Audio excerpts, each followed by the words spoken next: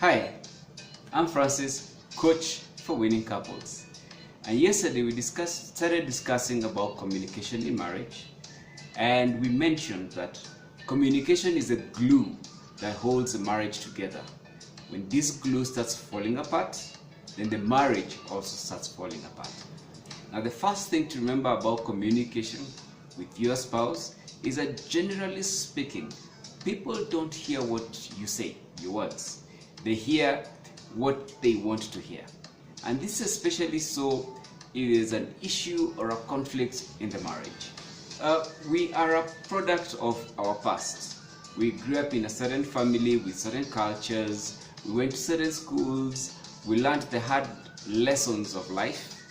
And all these experiences shape the way we look at the world today. And whenever we feel slightly vulnerable, our default state is to go back into ourselves to protect ourselves.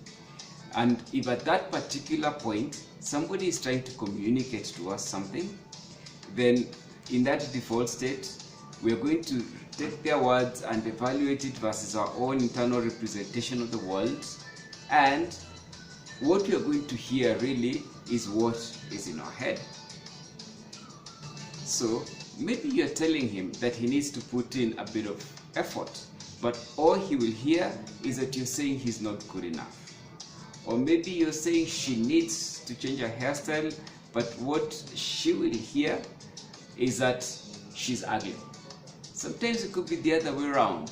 Maybe you're saying you're not so good, but what they are going to hear is that you love them. So being married already makes us slightly vulnerable.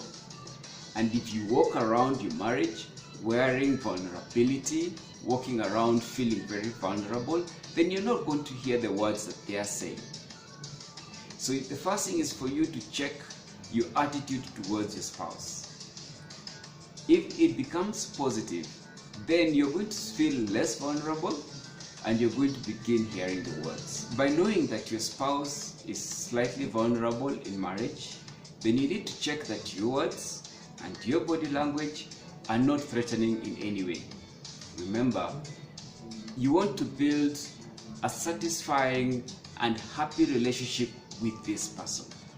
Therefore, you need to check yourself on the inside to see how you feel on the inside before saying on the outside what it is that you want to say. You need to communicate with the intention of being happy.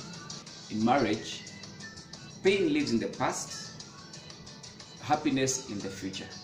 So when you're communicating, to which one are you orienting yourself to?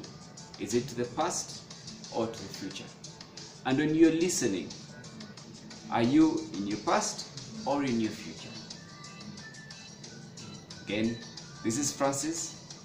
Keep watching.